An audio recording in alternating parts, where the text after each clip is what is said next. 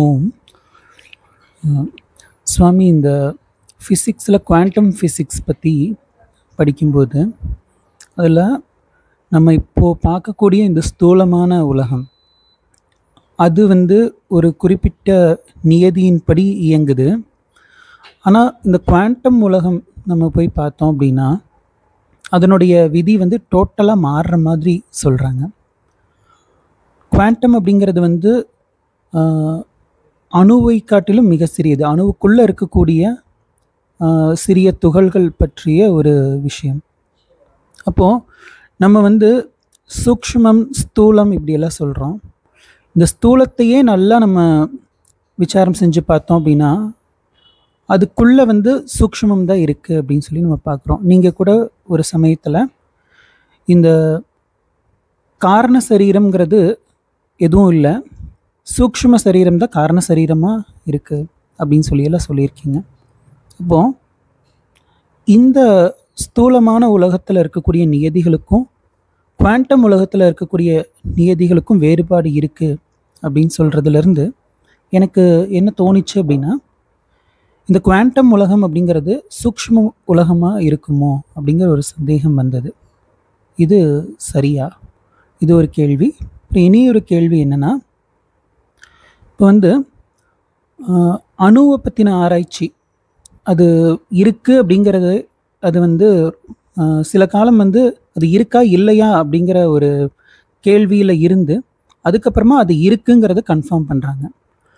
அதுக்கப்புறமா அணுவுக்குள்ளேயே நம்ம போய் பார்க்கும்போது தான் இன்னுமே அதை காட்டிலும் சிறிய துகள்கள் எல்லாம் இருக்குது அப்படின்னு சொல்லி கண்டுபிடிக்கிறாங்க. இப்போ அணுவையே நம்ம கண்ணால் பார்க்க முடியாது. அப்படி இருக்கும்போது அணுவை எப்படி உடைச்சாங்க? அணுவுக்குள்ளே இருக்கக்கூடிய எலக்ட்ரான்ஸு இதெல்லாம் எடுத்து ஷூட் பண்ணாங்க. அப்படியெல்லாம் நிறைய எக்ஸ்பெரிமெண்ட் வச்சு சொல்கிறாங்க. எப்படி எலக்ட்ரானை எடுத்தாங்க? இந்த சப்அட்டாமிக் பார்ட்டிகல்ஸ்ன்னு சொல்லக்கூடிய இந்த குவாண்டம் பார்ட்டிகல்ஸ் இதெல்லாம் எப்படி அது அவங்க சொல்கிறத பார்த்தா இன்றைக்கி நம்ம யூஸ் பண்ணுற இந்த டெக்னாலஜி இதெல்லாம் வச்சு பார்க்கும்போது கட்டாயம் இருக்குங்கிறது தெரியுது. ஆனால் அது எப்படி கண்ணுக்கே தெரியாத ஒன்று இருக்குன்னு தெரிஞ்சுக்கிட்டாங்க, அதை யூஸ் பண்ணுறாங்க. இந்த 2 கேள்விகள் சொல்லுங்க. இப்போ பார்ட்டிகல்ஸாக இருக்குது, ஸ்பேஸில் பார்ட்டிகல்ஸாக இருந்துச்சு. இருந்தாலும் பார்ட்டிகல்ஸாக இருக்க வேண்டியது தானே, ஏன் ஒன்று சேர்ந்து ஆட்டமாக மாறிச்சு? அப்புறம் எதுக்கு மறுபடியும் ஏன் அது மறுபடியும் அதெல்லாம் சேர்ந்து பொருள்களாக மாறி விதவிதமான பொருள்களாக ஆகுது? பார்ட்டிகல்ஸாகவே அப்படியே இருக்க வேண்டியதானே, ஏன் பொருளாக மாறணும்?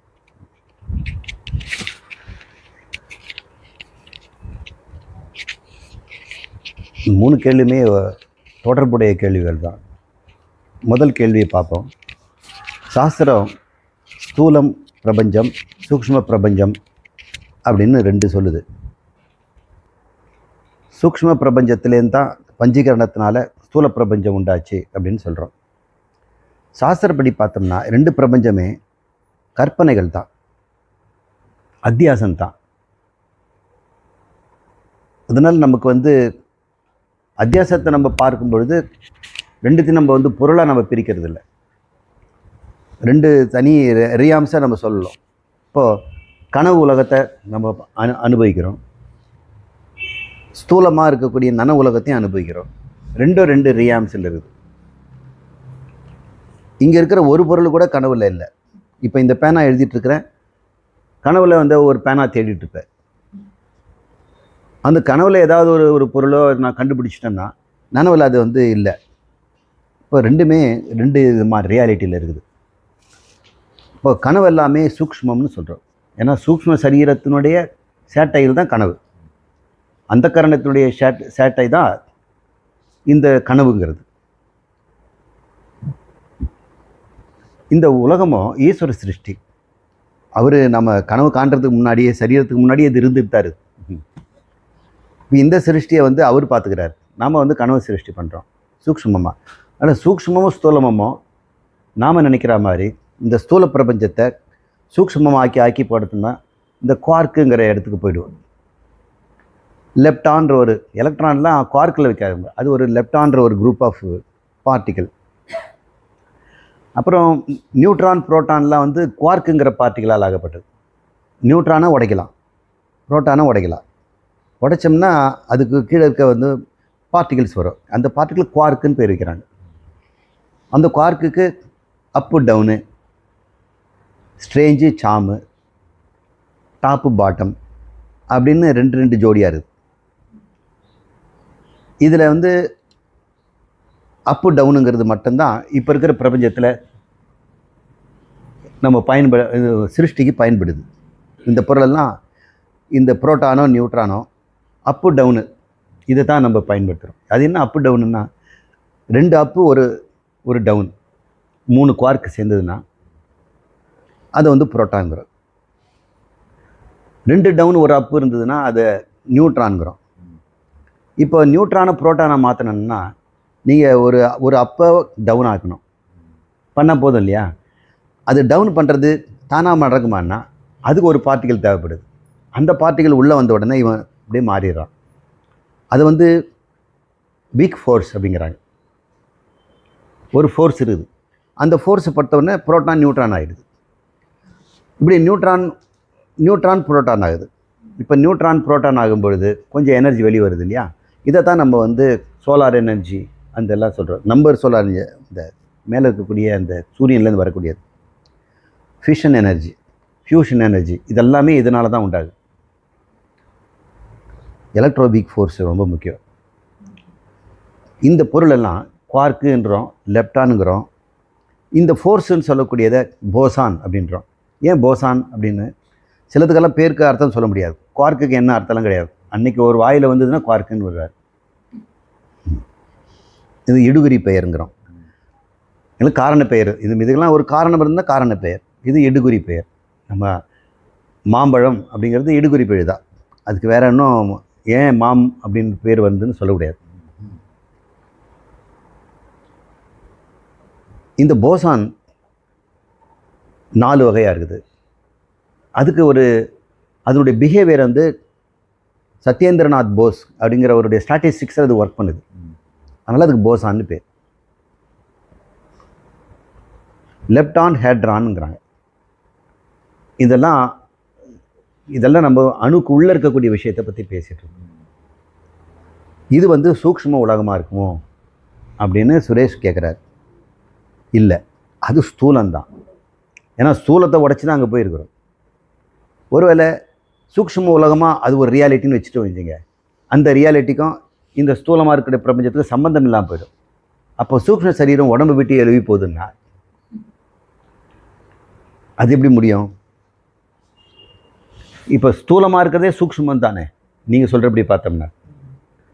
இந்த குவார்க்கு உலகமாக இருக்கக்கூடிய சபடாமிக் வேர்ல்டுன்னு வச்சுங்க, அது தானே இப்போ ஸ்தூலமாக தெரியுது. இப்போ அது போயிடுச்சுன்னு ஸ்தூலமும் இருக்காது இல்லை. அதனால் ஒரே அறியாம தான். அதனால் நம்ம சாசனம் சொல்லக்கூடிய சூக்ஷ்மங்கிறது நம்ம சபடாமிக் பார்ட்டிகள் அறியாமே கிடையாது. எல்லாமே ஸ்தூலத்துக்குள்ள தான் வரும். அப்படி புரிஞ்சுங்க. அப்போ சூக்ஷ்மம் இது என்னதுன்னா அது பிராணங்கிற வேறு ஒரு பொருள். அந்த பொருளை நம்ம வந்து இந்த சயின்ஸால் கண்டுபிடிக்க முடியாது. அந்த ரியாலிட்டிக்கு போனால் தான் கண்டுபிடிக்க முடியும். அந்த ரியாலிட்டியில் அது ஒரு மேட்டராக இருக்கலாம், அதை நம்ம கண்டுபிடிக்கலாம். அந்த ரியாலிட்டியில் போகிறதுக்கு நம்ம ஸ்தூல உடம்புல அங்கே போக முடியாது. அப்போ நம்ம சூக்ஷ்மமாக இருந்து சூக்ஷ்மத்தை அறியலாம். அப்போ அதுக்கு சூக்ஷ்மமாக இருக்கிறது எதுன்னா அந்த காரணம் தான். இப்போ அந்த காரணத்தை கொண்டு தான் அதை அறிய முடியும். பிரத்யட்சமாக இதை அறிய முடியாது. அதனால் எப்போதுமே சயின்ஸ் வந்து இந்த இடத்துல ஒரு டிவிஷன் இருக்குது. இப்போ சாஸ்திரத்தை நம்ம சிரத்தையில் தான் நம்பணும். சயின்டிஃபடி நம்ம அது ப்ரூவெல்லாம் கேட்கக்கூடாது. இது முதல் கேள்விக்கு பதில். அடுத்த கேள்வி, இந்த பார்ட்டிகல்ஸ் எல்லாம் எப்படி கண்டுபிடிச்சாங்க? இதற்கெல்லாம் என்ன ஒரு சாதனம் அங்கே வச்சுருக்கிறாங்க? அதை பார்க்கவே முடியாது. நம்ம கண்ணால் பார்க்குறதுங்கிறதே 0.2 மில்லிமீட்டர் தான். ஒரு மில்லிமீட்டரில் 0.2, 200 மைக்ரோமீட்டர்ஸ். ஒரு மில்லிமீட்டர் 1000 எடுத்தோம்னா ஒரு மைக்ரோமீட்டர். அது 200 மைக்ரோமீட்டர் நம்ம கண்ணால் பார்க்கலாம். அந்தளவுக்கு நமக்கு கண் சக்தி இருக்குது. 2 பொருள் 200 மைக்ரோமீட்டரை விட சின்னதாக பக்கம் இருந்தால் நமக்கு ஒன்றா தான் தெரியும். இங்கே 2 புள்ளி வச்சோன்னா 2ஆக தெரியுது. இப்போ நான் உங்கள் முதுகில் ஒரு விரலை வைக்கிறேன், நீங்கள் நான் விரலில் வச்சுருக்கேன்னு தெரியும். நான் 2 விரலில் வச்சேன்னா நீங்கள் 2 விரலில் வச்சேன்னு உங்களுக்கு தெரியுமா? தெரியாது. ஒன்றா தான் தெரியும். அப்போ நம்மளுடைய இந்த தோலினுடைய ஸ்பரிச ரிசால்விங் பவர், பிரித்தறியும் சக்தி கொஞ்சம் வேகாக தான் இருக்குது. அப்போது 1 இன்ச்சுக்கு அப்பால் இருக்கிறதே நம்ம வந்து ஒன்றா தான் பார்க்குறோம். இப்போ 2 படத்தில் நம்ம தொடணும். இந்த தோளில் ஒன்று, இந்த தோளில் ஒன்று, கிட்டத்தட்ட 5 இன்ச்சு 6 இன்ச்சுக்கு நடுவில் எடுத்தால் தான் 2 தொட்டதாக உங்களுக்கு தெரியும். கண்ணுக்கு இன்னும் கொஞ்சம் ரிசால்விங் பவர் அதிகம். 2ம் பக்கம் பக்கமாக இருந்தாலும் கண்டுபிடிக்கும். எவ்வளோ தூரம் வரைக்கும்? 200 மைக்ரோமீட்டர் வரைக்கும் தான். ஆனால் அணுவோ நேனோமீட்டரில் இருக்குது. மைக்ரோமீட்டரையும் நம்ம ஒன்று 1000 பண்ணுறோம். அப்போ அதை ரிசால்வ் பண்ணுறதுக்கு நம்ம என்ன யூஸ் பண்ண முடியும்? ஏன் நம்ம கண்ணால் 2 பொருளை பிரித்தறிய முடியல அப்படின்னா, நம்ம பயன்படுத்துறது கண்ணை எதை பயன்படுத்துது? இந்த பொருளை நான் பார்க்குறேன், இந்த பொருளை பார்க்குறேன்னா இந்த பொருளை ஏதோ ஒன்று பட்டு என் கண்ணுக்கு வரணும். அந்த பொருள் 2 பொருளை தனித்தனியாக கொடுக்குற அளவுக்கு அது நுட்பமாக இருக்கணும். நாம் பயன்படுத்துகிற ஒளியை நாம் பார்க்குற பொருளை விட கொஞ்சம் பெருசு. நம்ம பார்க்குறது வந்து மைக்ரோமீட்டரில், நாம் அதை கொஞ்சம் நுட்பமாக இருக்கக்கூடிய நேனோமீட்டரில் தான் நம்ம பார்க்குறோம். இப்போ நேனோமீட்டர் பொருளை பார்க்கணுன்னா உங்களுக்கு என்ன வேணும்? லைட்டு. அதுவும் காட்டில் போகணும், இல்லை ஆங்ஸ்ட்ரானில் போகணும் அளவு. இப்போ 2 புள்ளிகள் மில்லிமீட்டரில் இருந்ததுன்னா லைட்டு போதும். 2 புள்ளிகள் 0.2 மில்லிமீட்டரில் இருந்தாலும் லைட்டு போதும். ஏன்னா அது 2த்தையும் ரிசால்வ் பண்ணுற அளவுக்கு 2 ஒளிக்கற்றையும் தனித்தனி. இந்த புள்ளியில் ஒரு லைட்டு போயிட்டு வரும், இந்த ஒரு புள்ளியில் போயிட்டு வரும். இப்போ நாம் பயன்படுத்துகிற கருவி 2த்தையும் ஒரே சமயத்தில் தான் பார்க்க முடியும்னா 2ஆக தெரியாது இல்லை? அப்போ 2 பேர் அமிச்சு தான் 2 பேர் இருக்கிறத கண்டுபிடிக்க முடியும். 2 பேரும் ஒருத்தர் பக்கத்தில் இருந்தாங்கன்னா பார்க்குறவன் வந்து அவங்களோட பெரிய ஆளாக இருந்தானா ஒன்றுன்னு தான் பார்த்துட்டு வருவான். தனித்தனியாக பார்க்கணும். அப்போ தனித்தனியாக பார்க்கணுன்னா அந்த பொருளை காட்டிலும் தனிமைப்படுத்தக்கூடிய அளவுக்கு ஒளி இருக்கணும். ஆனால் நம்மக்கிட்ட ஒளி இருக்குது. அணுவை பார்ப்பதுக்கு ஒளி இருக்குது. ஆனால் நம்ம கண்ணால் பார்க்க முடியாது. ஏன்னா நம்ம கண்ணுக்கு அதை பார்க்குறதுக்கு சக்தி கிடையாது. அணுவே தொலைக்குது. அணுவை காட்டும் சிறுசுன்னா நம்ம கண்ணெல்லாம் என்ன ஆகும்? அந்த சக்தி ரொம்ப அபரிதமாக இருக்கு இல்லையா? எப்போ இந்த ஒளி மிக மிக குறுகியதாகி அதனுடைய அளவு, கற்றையினுடைய அளவு வந்து ரொம்ப சிறுசாகுதோ அப்போ அதுக்கு சக்தி அதிகமாகும். நீங்கள் படிப்படியாக குறைச்சி வாங்க. இப்போ வெள்ளை ஒளியில் இருக்கக்கூடிய சக்தி மொத்தம் எடுத்துக்குவோம். அது 1 நியூட்டன் வச்சுக்கோ. அதுக்கு கீழே இருக்கக்கூடிய யூவியில் போனோம்னா இதே இன்டென்சிட்டிக்கு அது வந்து பல நியூட்டன் இருக்கலாம் அந்த சக்தி. அதனால தான் எக்ஸ்ரே போன்றதெல்லாம் உடம்பே தொலைக்குது. காமா ரேங்கிறது ஒரு 6 அடி ஈயத்தையே தாண்டிடும். ஈயத்தில் செவரு 6 அடி திக்னஸ்ஸு. இங்கே காமா ரே விட்டால் அதுக்கு கூலாக போயிடும். நியூட்ரான் இன்னும் பூமியே தொலைச்சிட்டு போகுது. எண்ணற்ற நியூட்ரனோக்கள் இந்த பூமிக்குள்ளே பூந்து அடுத்த பக்கம் போயிட்டே இருக்கு. அப்படி இருக்குது. அதுக்கு சக்தியை நம்ம பயன்படுத்த வேண்டாம். நீங்கள் மேலும் மேலும் சக்தி வாய்ந்த பொருளை வச்சு தான் நீங்கள் ரிசால்வ் பண்ண முடியும். அப்படி சக்தி வாய்ந்த பொருளை நீங்கள் ரிசால்வ் பண்ணும் பொழுது நீங்கள் அதை பார்க்க முடியாது. அப்போ அதை பார்க்குறதுக்கு ஒரு கருவியை பயன்படுத்தணும். அந்த கருவியை தான் நம்ம பார்க்க முடியும். இப்படி நம்ம அனுமானத்தின் மூலம், ஒரு கருவியின் மூலம் நம்ம பரோட்சமாக தான் அறிகிறோம். அணுவை நம்ம இங்கே நேரடியாக பார்க்குறேன், அணுவை தான் பார்க்குறேன். இருந்தாலும் ஒரு அணுவை பார்க்க முடியாது. ஒரு அணுவை பார்க்குறதுக்குன்றது நம்மளால் முடியாது இந்த கண்கள் கொண்டு. இப்போ எலக்ட்ரான்ஸை கொண்டு நம்ம பார்க்கலாம். ஏன்னா எலக்ட்ரான்கள் அணுவோட சின்னது இல்லையா? அப்போது ஒரு அணுவை பார்க்குறது ஒரு 10 எலக்ட்ரான் அனுப்பிச்சோம்னா அது 4 பக்கம் தொட்டுட்டு நமக்கு திரும்பி வரும். நம்ம பார்க்குற அணுவை விட பெரிய பொருள் கடுகு சைஸை போட்டோம்னா அணு நசுங்கி போயிடும். எப்படி நீங்கள் பார்ப்பீங்க? இப்போ நம்ம அறிகின்ற பொருள் அறியப்படும் பொருளை விட நுட்பமாக இருக்கணும் இல்லையா? அப்போ இருக்கிறது குவார்க்குன்னா அதை விட நுட்பமாக ஒரு பொருள் இருக்கணும் இல்லை? இதுதானே பொருள்லேயே கடைசி. அப்போ நம்ம வந்து எப்போதும் அதை பார்க்கவே முடியாது. அதன் தன்மை எப்படிப்பட்டதுங்கிறது உங்களுக்கு கருத்தாக தான் இருக்கும். அப்போ ஒரு பொருள் இருக்குதுங்க ஒரு கருத்தில் தான் இருக்குது. இப்போ குவார்க்கெல்லாம் கருத்து தானே, அப்பு டவுனு. அப்புறம் இந்த சாமு என்ன சொன்னல, அவங்கெல்லாம் யாருன்னா அவங்களும் கூட புரோட்டான் நியூட்ரானை உண்டு பண்ணுவாங்க. ஆனால் அவங்க வந்து அதிகமான சக்தி இருக்கிறதுனால சீக்கிரமே சிதைஞ்சிடுவான். அதனால் பிரபஞ்சம் அதெல்லாம் லாக்கப்படல. நான் ஒரு காலத்தில் அப்படி தான் நினச்சேன். நம்மள மாதிரி யூனிவர்ஸு அப் டவுன் குவார்க்கை வச்சு தானே நம்ம நியூட்ரான் புரோட்டான் உண்டாகுது. ஸ்ட்ரேஞ்ச் சாம் வச்சுட்டு ஒரு யூனிவர்ஸு, அப்புறம் டாப் பாட்டம் அதை வச்சு ஒரு யூனிவர்ஸ் இருக்கலாமே அப்படின்னு யோசனை பண்ணும்போது அதுக்கு ரொம்ப சக்தி வாய்ந்த பொருளாக இருக்கிறதா சீக்கிரமே சிதைஞ்சிடும். சரி, மறுபடியும் டாப்புக்கு தான் வந்துடும், அப்பு டவுனுக்கு வந்துடும். இல்லை, அந்த மாதிரி பிரபஞ்சம் வர முடியாது அப்படின்னு அது விட்டுட்டோம். சரி, ரெண்டாவது கேள்வி, நாம் இந்த அணுத்துகள்களை அறிவதற்கு நாம் பரோட்ச முறையை தான் பண்ணுறோம். நேரடியாக பிரத்யட்சம் பண்ண முடியாது. அந்த பரோட்சங்கிறது கருத்து தானே. இப்போது உங்களை நான் பார்க்குறேன், உண்மையிலே என் கருத்தால் தான் பார்க்குறேன். உங்களுடைய குவார்க்கை தான் நான் பார்க்குறேன். கருத்தாக இருக்கின்ற குவார்க்கு தான் பொருளாக எனக்கு தெரியுது. குவார்க் அளவில் என்ன எப்படிப்பட்டது? கருத்து. கருத்து எங்கே இருக்கும்? சைதன்யத்தில் தான் இருக்கும். அப்போ சைதன்யங்கிற இந்த சேதன சக்தியில் கருத்து உண்டாகுது. அப்போது சேதன சக்தியாக நான் குவார்க்குங்கிற கருத்தை வச்சுக்கிட்டு நான் இருக்கிறேன்னா ஒரு தனி குவார்க்கு அல்ல, நீங்கள் எல்லாமே குவார்க்கு தான்.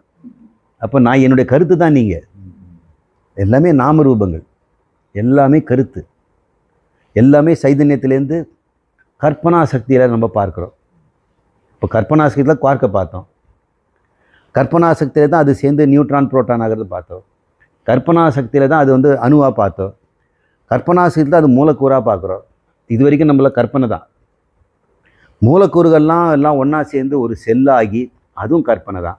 இப்போ மைக்ரோஸ்கோப் பார்க்க முடியுது. இப்போ ஸ்தூலமாக பார்க்குறது இந்த கற்பனையுடைய அத்தியாசம் தானே. ஒரு கற்பனையில் இன்னொரு கற்பனை, குவார்க்குங்க கற்பனையில் அணுவை உண்டாக்கணும்.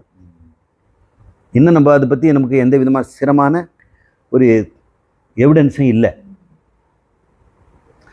அப்போது கற்பனையான குவார்க்கை வந்து அதை சூப்பர் போஸ் பண்ணி அத்தியாசம் பண்ணி அணுவாக பார்க்குறோம். அணுக்களை அத்தியாசம் பண்ணி மூலக்கூறாகிறோம். மூலக்கூறு அத்தியாசம் பண்ணி அப்புறம் ஒரு பெரிய சூழப்பொருளாக நம்ம பார்க்குறோம். தூசு, தும்பு, கட்டை, மட்டை, ஆள், பொருள் இதெல்லாம். இப்போ வந்து பார்த்த உடனே இது அத்தியாசனே நமக்கு தெரிய மாட்டேங்குது. இது வரைக்கும் நம்ம வந்து கற்பனையில் பார்த்தோம், இப்போ பிரத்யட்சமாக பார்க்குறோம். அப்போ கற்பனை எப்போ பிரத்யட்சமாகுது? கற்பனா ரூபமாக இருக்க வரைக்கும் குவாண்டம் ஃபிசிக்ஸ். அது பிரத்யட்சமாக உங்களால் தொடர்பு வரும்போது அது நியூட்டோனியன் ஃபிசிக்ஸ் ஆகிடும். இப்போ எது ஆதாரம்? அப்போ நீங்கள் பிரத்யட்சம்னு சொல்கிறது கற்பனையினுடைய ஆதாரம்னு வருது. உங்களுக்கு இது என்றைக்குமே உங்களுக்கு பரோட்சமாக இருப்பதனால நீங்கள் எப்பவுமே பார்க்க முடியாதனால இது உண்மைன்னு நினைக்கிறீங்க. இந்த உலகம் ஸ்திரமாகவும் திடமாகவும் இருக்குது பிரத்யட்சமாக பார்த்துட்டேனே. ஏன்னா நீங்கள் பிரத்யட்சம் பார்க்குறதா யார் பார்த்ததுன்னா இவனும் பிரத்யட்சம் இல்லை, இவன் குவார்க்கு, அவனும் குவார்க்கு. நான் என்னுடைய சரீரமே நான் கற்பனையில் தான் பார்க்குறேன். அப்புறம் எனக்கு அது கற்பனைனே தெரிய மாட்டேங்குது. ஏன் தெரிய மாட்டேங்குதுன்னா எனக்கு புலனுக்கு தெரியுதே. புலனுக்கு தெரியுது, நான் கற்பனை பண்ண வேண்டியதில்லை. இல்லை, கண்ணால் பார்த்துட்டோம் இல்லையா? இப்போ கற்பனைன்னு சொல்லுவேன் நான் உங்களெல்லாம். இல்லை, கண்ணால் பார்க்கல உங்களுடைய குவார்க்கை, அது கற்பனைங்கிறான். இப்போ அடிப்படை பொருள் எது? குவார்க்கு தான். அப்போ எல்லாமே அப்போ கற்பனை தான். நாம் கற்பனையும் தெரியாத அளவுக்கு இந்த பிராந்தி ஞானம் பிரமாவாயிடும். கொஞ்ச நேரம் அது மெடிடேட் பண்ணி பாருங்கள், சுவாரஸ்யமாக இருக்கும். இந்த உலகம் கற்பனை, இந்த சரீரம் கற்பனை, அந்த கரணம் கற்பனை அப்படின்னு. சரி, இதில் வச்சுக்குவோம். அப்புறம் இந்த ஃபண்டமெண்டல் அப்படிங்கிறத நம்ம பார்ப்போம், எப்படி உண்டாச்சுன்னு. சிருஷ்டி நம்முடைய விஞ்ஞானப்படி இந்த பிரபஞ்சம் 13.7 பில்லியன் வருஷத்துக்கு முன்னாடி தான் தோன்றுச்சு. அதுக்கு முன்னாடி இல்லை. இல்லைன்னா இப்படி இல்லை, அது வேறு மாதிரி இருந்தது. அதை பற்றி இவங்களுக்கு சொல்ல தெரியாது. ஏன்னா இந்த நிலையில் தான் அவங்க போக முடியுமே தவிர அடுத்த நிலையில் அவங்களுக்கு இருக்க முடியாது. அப்போ அங்கேயும் இருந்து பார்த்தா தான் அவங்களுக்கு அந்த பூர்வ நிலை அவங்களுக்கு தெரியும். வேணால் ப்ரொஜெக்ஷன் பண்ணலாம். இப்போ அந்த 13.7 பில்லியன் வருஷத்துக்கு முன்னாடி இந்த பிரபஞ்சம் ரொம்ப சிறுசாக இருந்தது. அது வெடிச்சுதுன்னு சொல்கிறாங்க. அப்படி வெடிச்சதுன்னா பட்டாசு வந்து இந்த இடத்துல வெடித்தா மாதிரி, இடம் ஏற்கனவே இருக்குது இல்லையா, அப்போனா அந்த பிரபஞ்சம் வெடிக்கும் போது ஒரு பிரபஞ்சம் வைக்கிறதுக்கு ஒரு இடம் இருந்தது, அந்த இடத்துல இது வெடிச்சுதுன்னு நினைக்கணும். வெடித்த பிறகு தான் இடமே உண்டாச்சு. இடமே வெடிப்புலேருந்து தான் வருது. அதனால் இந்த இடத்துக்கு ஒரு இடம் கொடுக்க முடியுமா? அப்படி பார்க்கும் பொழுது இடமே உண்டாச்சுன்னா எங்கேருந்து உண்டாகும்? இந்த பிரபஞ்சத்தினுடைய இடமே முதல்ல இல்லை, எல்லாம் இடத்துல இருக்குது. இப்போ நான் பார்க்குற எல்லாமே இடத்துல இருக்குது. இடமே இல்லைன்னா எதுவுமே இல்லை. அப்போ என்ன இருந்தது? அது இடமாவும் இருக்க முடியாது. இப்போ இடம்னாலே உனக்கு வெளியே இருந்து பார்க்கக்கூடியதாக இருக்கு. அது என்னவா இருக்க முடியும்? ஒன்று இந்த பொருட்கள் ஒன்றா இருக்கணும், அது இருக்கிறது வாய்ப்பே இல்லை. இந்த பொருட்கள்லாம் இடத்துக்கு பின்னாடி தான் வந்தது. இடத்துக்கு முன்னாடி ஒன்று இருந்ததுன்னா இடத்துக்கு இடம் இடம் தரும். எது இடம் தரும்? இடத்திற்கு எது இடம் தரும்? உங்கள் சைதன்யம் தான் தரும். நீங்கள் எவ்வளோ இடம் பார்க்குறீங்க, உங்களை இடத்த உங்களால் பார்க்க முடியுதில்ல. அப்போது இடத்திற்கு முன்னாடி சைதன்யம் தான் இருக்க முடியும், இன்னொரு இடம் இருக்க முடியாது அப்படின்னு. இன்னும் இந்த இத்தனையும் தோன்றணுன்னா இந்த பொருளும் இருக்கணும், அது நியதியும் இருக்கணும். இந்த பொருளுக்கு எப்படி கட்டணுங்கிற அறிவும் வேணும், அந்த பொருள்கள் எப்படி செயல்படணுங்கிற நியதியும் வேணும். இது ரெண்டுமே அறிவு சார்ந்ததாக இருக்கிறதுனால இதை தோற்றுவித்தது அறிவுடையதாக தான் இருக்கும். இப்போ அது விஞ்ஞானம் பேசுறதில்ல. ஆதி நிலை, அந்த ஆதி புள்ளி, அந்த ஆதி வினாடி, அந்த ஒரு வினாடியை பல ஆயிரமாக குறைக்கலாம். மைக்ரோ செகண்டு, நேனோ செகண்டு கூட போகலாம். அதுக்குள்ளே என்ன நடந்ததுன்னா ஒரு ஆதி சக்தி இருக்குதுங்கிறாங்க, பிரைமார்டியல் ஃபோர்ஸ். அந்த ஃபோர்ஸில் இப்போ நம்ம பார்க்குற எல்லா ஃபோர்ஸுமே ஒன்றா இருக்குது, ஐக்கியமாக இருக்குது. ஐக்கியம்னா மோனிசம், ஏகமாக இருக்குது. எத்தனை ஃபோர்ஸ் இருக்குதுன்னா 4 ஃபோர்ஸ் தான் நமக்கு இது வரைக்கும் தெரியுது. 5வது ஒன்று சொல்கிறாங்க. 4 ஃபோர்ஸ் எதுன்னா gravity, electro magnetic, week force, strong force. இதெல்லாம் எங்கே இருக்குதுன்னு கேட்டோம்னா, கிராவிட்டி தெரியும், சூரியனுக்கும் சந்திரனுக்கும் பூமிக்கும் இடையில் இந்த பிரபஞ்சம் முழுக்க பரவி இருக்குது. அதுக்கு ஒன்று தான் தெரியும், ஈர்க்க தான் தெரியும். இப்படி இப்போது இந்த பொருளுக்கும் கிராவிட்டி இருக்குது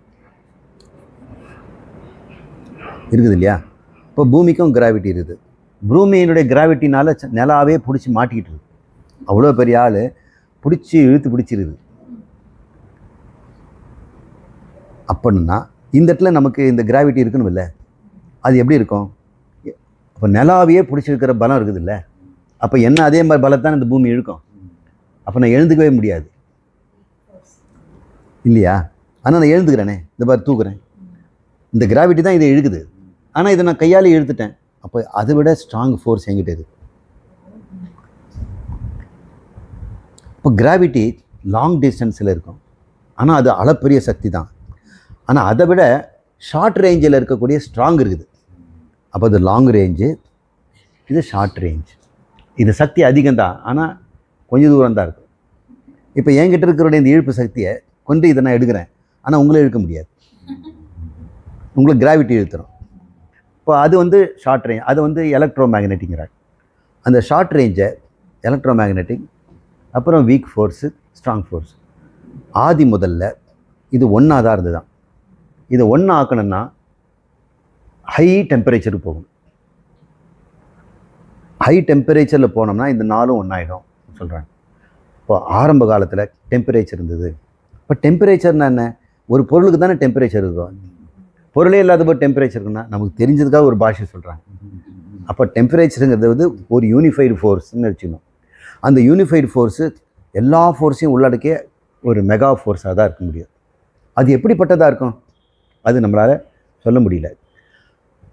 அப்போ முதல் மைக்ரோ செகண்டுக்கு அது கூட கீழே அந்த சமயத்திலேயே சிமெட்ரி பிரேக்கிங்கிறாங்க. சிமெட்ரி பிரேக்கிங்னா ரெண்டாக பிரியல, அது ஏசிமெட்ரிக்கலாக இருக்குது. இப்போ ஒரு பொருளை பிரெட்டை நீங்கள் சின்னதாகவும் பெருசாகவும் போடலாம், அப்படி தானே பண்ணுறோம். நமக்கு பெருசாக இருக்குது, மற்றவங்களுக்கு கொஞ்சமாக கொடுக்குறோம். ஆனால் நேச்சரில் எப்போவுமே சிமெட்ரிக்கலாக இருக்கும். ஒன்று உடைச்சோம்னா ரெண்டாக தான் இருக்கணும், சமமாக இருக்கணும் சக்தி. அப்படி பண்ணலை அது ஆரம்பத்தில். மற்ற எல்லா இடத்துலையும் இயல்பு சிமெட்ரின்னா அங்கே மட்டும் முதல் செகண்டில் சிமெட்ரி பிரேக்கிங் இருக்குது. அப்போ யாரோ ஒரு அறிவாளி தான் செய்ய முடியும். நாம தான் நம்ம வந்து எனக்கு பெருசாக உனக்கு சின்னதுன்னு செய்ய முடியும். ரோபாட் அப்படி பண்ணாது. 13:2னா அது கரெக்டாக சென்டிமீட்டரில் பார்த்து லேசரில் கலந்து 2ஆக தான் பண்ணும். அப்போ அறிவுடையது இது. இது வந்து சிமெட்ரி பிரேக்கிங்க்கு அறிவு வேணும்னு விஞ்ஞானிகள் ஒத்துக்கிறாங்க. சரி, அந்த சிமெட்ரி பிரேக்கிங்னா என்னென்னா, இந்த யூனிஃபைட் ஃபோர்ஸ் 2ஆக பிரியுது. ஒன்று கிராவிட்டி, இன்னொன்று ஒரு கூட்டம். அந்த கூட்டம் மறுபடியும் சிமெட்ரி பிரேக்கிங்க. Strong force, electroweak force, electromagnetism அப்படின்னு பிரிஞ்சுது. அப்புறம் எலக்ட்ரோ வீக் ஃபோர்ஸு அவர் தனியாகவும் எலக்ட்ரோ மேக்னட்டிசமும் தனியாக பிரிஞ்சுது. இப்படி 4 வருது. இந்த 4மே முதல் சனத்திலேயே நடந்துடுது. இருந்தாலும் இப்படி நடந்திருக்கும் அப்படின்னு சயின்டிஸ்ட்டுங்க கருதுகிறாங்க. இதெல்லாமே கருத்து தான். நோபல் பிரைஸ் எல்லாம் கொடுத்தாங்க. இதுக்கப்புறம் இந்த ஆற்றல் என்ன இருக்குது? இந்த ஆற்றல் இருக்குது, இடம் வேணும்ல. இடத்துல ஆற்றல் இல்லை, ஆற்றல் தான் இடமே. இந்த ஆற்றல் விரிவடையுது, அப்போ தான் கூல் ஆகும். ஹை டெம்பரேச்சர் தான் ஒன்றா இருக்க முடியும். அது கூல் ஆகிறதுனாலே அது பிரியுது. ரெண்டுமே சைமல்டேனியஸ் நடக்குது. ஒரு இந்த காற்றை நீங்கள் விரிச்சிங்கன்னா கூல் ஆகிடும். இப்போ பாருங்கள், இன்னும் ஊதுங்க, சூடாக இருக்கும். இன்னும் ஊடுங்க, கூலாக இருக்கும். ஒரே வாய் தான். இதை நம்ம இது புரிஞ்சிட்டோம்னா, ஒரு பொருள் விரியும் பொழுது அது கூல் ஆகிடும். பூன்னு வரும்போது அடர்த்தியாக இருந்து வெளியே வருது, அப்போ கூல் ஆகிடும். அனுப்பும்போதே வெளியே அனுப்பிச்சோன்னா சூடாக தான் வரும். இப்போ சிறுந்து பெருசாக அளவு அதிகம் ஆகும்போது கூலிங்காக இருக்கும். இப்படி தான் நம்ம வந்து கூலர்லாம் வச்சுருக்கிறோம் இல்லையா, அது வழியாக ஃபோர்ஸாக அனுப்பும்போது சின்ன ஓட்டை வழியாக வெளியே வரும்போது சில்லுன்னு வருது. ஆட்டோமைசரில் கூலாக காற்று வருது பாருங்க. சரி, ஏதோ இந்த ஆதி சிமெட்ரி பிரேக்கிங் சமயத்தில் ஆகாயம் உண்டாச்சு, அதுக்குள்ளே இது உண்டாச்சு இல்லை. இது தான் ஆகாயமே. இந்த ஆகாயமே இப்போ 4 விதமான ஃபோர்ஸ்களாக நிரப்பப்பட்டிருக்கு. அது எங்கெங்கே இருக்குதுன்னு இல்லை, சமமாக ஏகமாக பரவிடுது. இப்போ கிராவிட்டி எப்படி வேலை செய்யும்? சமமாக எல்லா இடத்துல இருந்தாலும் அவருக்கு ஒருத்தர் தனி குணம் இருக்கு இல்லையா. இந்த எலக்ட்ரோ ஸ்ட்ராங் ஃபோர்ஸ் என்ன பண்ணோம், கிட்ட இருக்கிறதான் பிடிச்சி இருக்கும் இல்லை. அப்போது இந்த சிமெட்ரிக்குள்ளேயே அதுக்குள்ளே இன்னொரு எலக்ட்ரிக் ஃபோர்ஸ் இருக்கு இல்லையா, அது இழுத்துக்கும். அழுத்தம்னு ஒரு பொருள் ஆகிடுது. இப்போ ஆற்றல் தான் பொருளாகுது. இப்போ பொருளுங்கிறதே ஆற்றல். ஆற்றலுங்கிறது கற்பனை.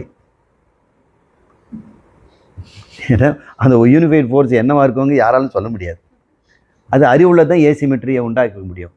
அப்போ அறிவுள்ளது தான் தன்னை அப்படி பிரிச்சுக்குது. அதான் பிரஜாயேத்தி, என்னையே நான் பிரஜைகளாக்கி கொள்வேன், என்னை எப்படி தோற்றி காட்டுவேன் அப்படின்லாம் வேதம் சொல்லுது.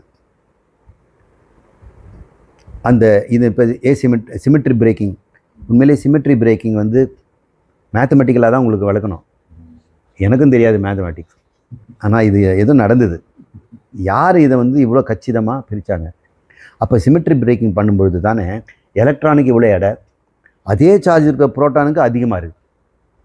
லெப்டான் ஒரே பொருள், ஆனால் 3 குவார்க்கு சேர்ந்து தான் புரோட்டான் ஆக முடியும். அந்த 3 குவார்க்கு சேர்ந்து ஏன் வருதுன்னா, ஒன்றுக்கும் 1/3 தான் அதனுடைய சார்ஜ். 3 சேர்ந்தால் தான் 1 சார்ஜ் வரும். இப்படி கணக்கு. அதனால் குவார்க்குக்கு வந்து 1/3 சார்ஜ் இருக்கும் அப்படின்னு சொல்கிறாங்க. யார் பார்த்தாங்க? இது வரைக்கும் குவார்க்கை யாரும் தனியாக எடுத்து வச்சதே கிடையாது. குவார்க்கை தனியாக எடுத்து வைக்கவும் முடியாது. அது எப்பவுமே ஸ்ட்ராங் ஃபோர்ஸால் சேர்ந்துருக்கும். இப்போ ஆரம்பத்தில் இருந்த இந்த துகள்கள் பாதி குவார்க்காகவும் மீதி எல்லாம் இந்த சார்ஜஸ், இந்த விசைகளாகவும் இருக்குது. இந்த குவார்க்குகள்லாம் எங்கே உண்டாகுதுன்னா, இப்பொழுதும் இந்த ஆகாயம் முழுக்க குவார்க்குகள் இருந்து கொண்டே இருக்குது. அதெல்லாம் வர்ச்சுவல் பார்ட்டிகள் அப்படின்னு சொல்கிறாங்க. ஏன் வர்ச்சுவல் பார்ட்டிகள்னால் தோன்றி மறைஞ்சிருது, அது மாயா.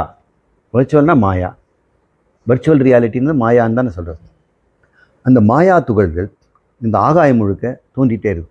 அந்த வர்ச்சுவலை வந்து ரியலாக மாற்றிடலாம். அது மறையத்துக்கு முன்னாடி பிடிச்சிடணும். ஒவ்வொரு விர்ச்சுவல் பார்ட்டிகளும் டபுளாக தான் வரும், ரெண்டும் ஒன்றா சேர்ந்துக்கும், மறுபடியும் அன்னைகிலேஷன் மறைஞ்சிரும். இப்போ ஆகாயத்தில் சின்ன சின்ன இடம்னு சொன்னோம் இல்லையா, 10⁻⁻35 அதுக்குள்ளே 10⁻⁻45 என்ற செகண்டுக்குள்ளே அது தோன்றி மறையுது. அவங்கள அவங்க ஒட்டுறதுக்கு முன்னாடி பிரிச்சிட்டோம்னா ரெண்டுமே பொருள் ஆகிடும், குவார்க் ஆகிடும்.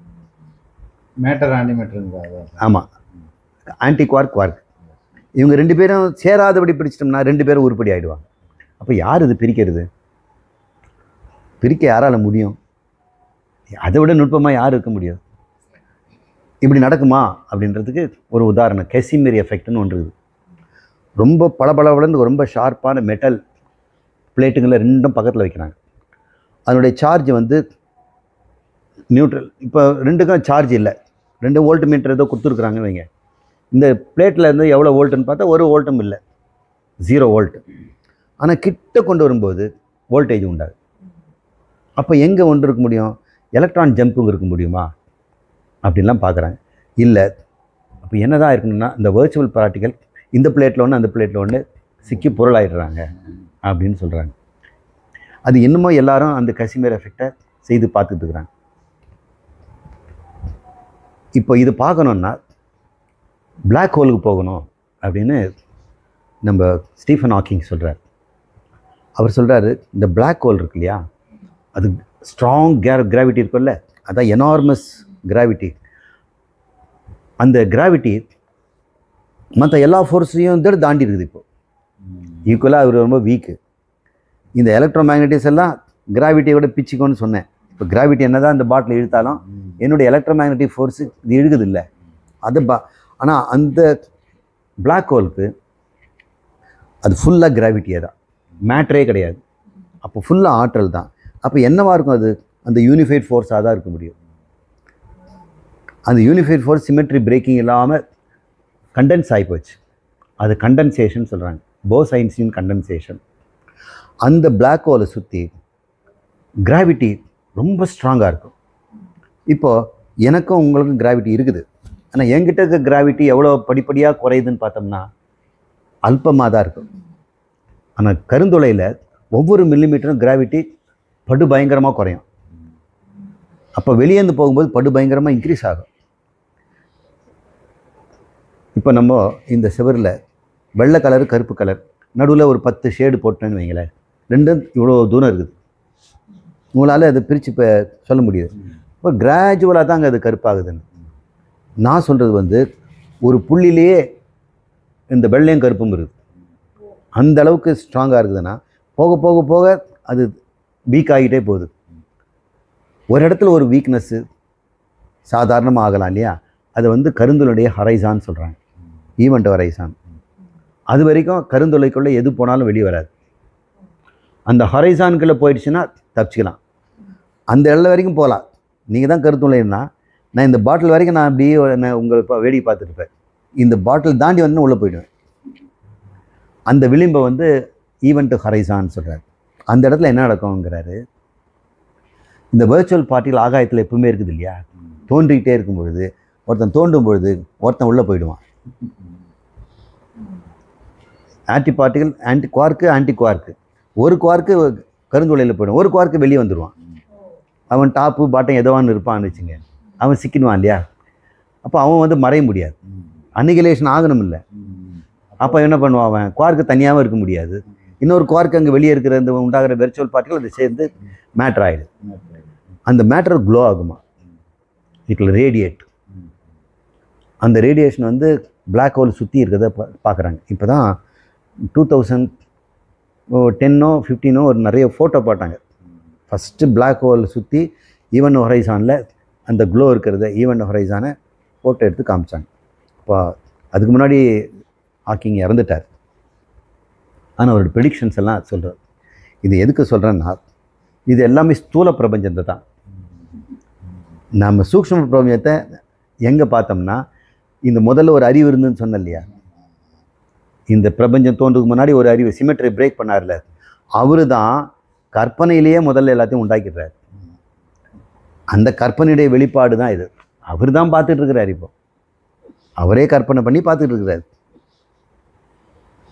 இப்போ ஒவ்வொரு சரீரமும் அவர் தான் வந்து பார்த்துட்டு இருக்கிறார். இப்போ ஃபஸ்ட்டு பூஜை போட்டு ஸ்டார்ட் பண்ணியிருக்காரு. ஆமாம். பண்ணிவிட்டு அவர் அது கற்பனையோடு இருக்கிறார். அவர் இந்த ஸ்தூலமே அவர் பார்க்கல. நம்ம ஸ்தூலத்தை பார்க்கறதுக்கு காரணம் என்னென்ன, நாமே அவர்கிட்ட இருந்துக்கிட்டு இந்த அணுக்களால் ஆன கண்களை பயன்படுத்தி நம்ம சூக்ஷ்ம ஸ்தூலமாக பார்க்குறோம். சுற்றி வளைச்சி பிரம்மா அந்த பக்கத்தில் இந்த பக்கம் வந்துட்டார். சிருஷ்டிக்கு முன்னாடி இருந்து சிருஷ்டிக்கு பின்னாடி அனுப்பிரவேசம்னு தைத்திரிய உபநிஷத்து சொல்லுது. அனுப்பிரவேசந்தி. சரி, இது ஒரு மேஜிக்கல் ரியாலிட்டி மாதிரி தான் இருக்குது. நினச்சி பார்க்கும்பொழுது இதில் பயப்படுறது என்ன இருக்குது? நிறைய விஷயம் நீங்கள் கிளியர் பண்ணிருக்கீங்க. ஓம் பூர்ணமத பூர்ணமிதம் பூர்ணாத் பூர்ணமுதச்யதே பூர்ணஸ்ய பூர்ணம் ஆதாய பூர்ணம் ஏவாவசிஷ்யதே. ஓம் சாந்தி சாந்தி சாந்தி. ஹரி ஓம். ஸ்ரீ குருभ्यो நமः. ஹரி ஓம். இன்னைக்கு இது படம் வரையாமல் காமிச்சிருக்கிற நிறைய பேர் கற்பனையில் அதை பார்த்தா தான் முடியும். அந்த சமயத்தில் மனசு எங்கேயாவது போயிடுச்சுன்னா அது பிரேக் ஆகிடும். இருந்தாலும் கிளியராக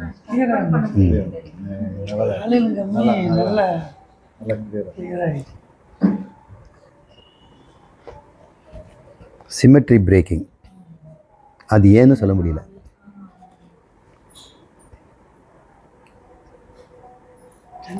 இதுதான் பிராணன்லேயே முதல் பிராணன் தான் மூல பிரகிருதி. அதுதான் அவருடைய கற்பனையில் முதல். அதில் சிமெட்ரி பிரேக்கிங் தான் பஞ்சப்பிராணன் ஆகிறது. பிராண அபான சமான அவங்கெல்லாம் ஆகிறாங்க. அந்த பிராணங்கள் தான் பஞ்சபூதங்களாகுது. எல்லாம் கற்பனை தான். அவர் சேர்த்து பார்க்குறாரு. தனி குவார்க்க பார்த்தோம்னா கற்பனைன்னு விட்டு போயிடலாம். ஏன்னா பார்க்க முடியாது, கற்பனையில் இருக்குதுன்னு. இப்போவே நாங்கள் வந்து குவார்க்காக பார்த்தோன்னா என்னோடய கற்பனையாக தான் இருக்கும். ஆனால் அது கற்பனையில் தான் அந்த குவார்க்கு இருக்குது. ஆனால் கண் வந்து நீங்கள் உங்களை உடம்பே பார்த்துடு. அப்போ அந்த குவார்க்கு என்னிடம் கற்பனை ஆகி என்னிடமே அது ஸ்தூலமாக கற்பனை ஆகிடுது இல்லையா? கற்பனை மீது கற்பனை பண்ணுறேன். நான் ஒரு கற்பனையை ஏற்படுத்தி விட்டால் அதை வச்சு ஊரெல்லாம் ஒரு கதை கட்டிகிட்டு இருக்காங்க. சில பேர் ஒரு கதையை விடுவாங்க. அது ராமாயணம் மகாபாரதமாக அது வந்துடும். கற்பனை மேலே கற்பனை அது நிஜமாயிடும். அந்த பொருள் இருக்கிற மாதிரியே நினச்சிக்குவாங்க. பூதம் இருக்கிற மாதிரியும் அந்த பிரபஞ்சத்துக்கு அந்த இடத்துல பெரிய புதையில் இருக்கிறதாலாம் நான் கற்பனை விட்டுருப்பேன். அது இன்னொரு பேர் நிறைய பேர் இது கடப்பாரெல்லாம் எடுத்துகிட்டு போய் தோண்டவே ஆரம்பிச்சிடுவாங்க.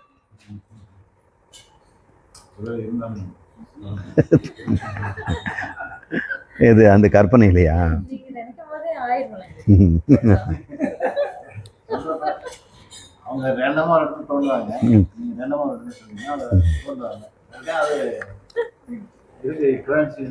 ஏதோ ஒன்று கிடைக்கும், அது புதையல் நினச்சிக்குவாங்க. அது பழைய பானை ஓடாக இருக்கலாம், அவனுக்கு அது புதையல். ஏன்னா அவனுக்கு ஒரு ரிசர்ச் பேப்பர் போடலாம்ல. இந்த புதைப்பொருள் ஆராய்ச்சி எல்லாம் பண்ணும்போது கூலி ஆளுங்களெல்லாம் வச்சு தோண்டுவாங்க. மார்க் பண்ணி நூலை கட்டி அது செதுக்கிட்டே இருப்பாங்க. அப்புறம் ஜல்லடை போட்டு ஜலிப்பாங்க. அவங்க வேலை செய்யணும்னு என்னென்னு தெரியாது. இன்னும் தங்கங்க இங்கோ நவரத்னா தான் புதையல் தர்றாங்க பொழுதுன்னு. அப்புறம் அவர் வந்து ஒரு பொருள் வந்து ஜல்லடை நிற்கும். கொண்டாங்கிறார்.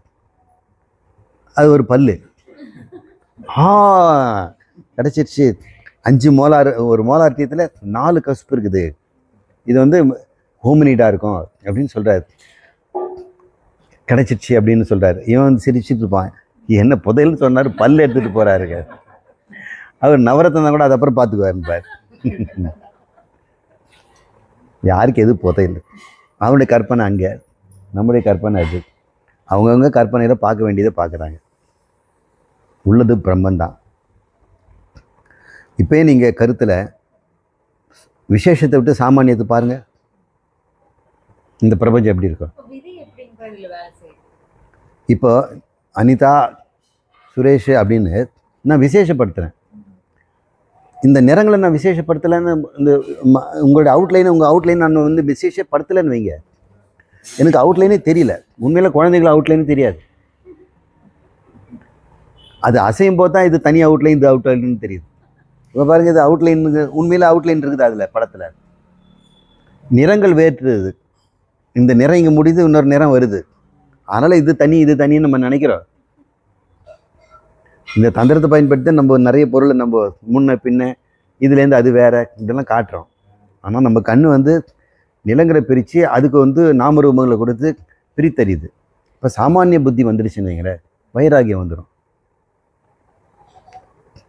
இப்போ இதுலேயே நான் ஒரு தங்க நிறத்தில் ஒரு கூஜா வச்சுருந்தேன்னு வைங்க, தங்கம்னு இங்கே சொல்கிறீங்க, ஆனால் அது மேலே பற்று இருக்காது. அது உண்மைத்தன்மை தெரிஞ்சிடுது, சாமானிய புத்தி வந்துடுது. இது நிற வேற்றுமை. அதே கோல்டு கலர் தான், ஜன்னல்லாம் கூட அடித்து வச்சுருக்காங்க.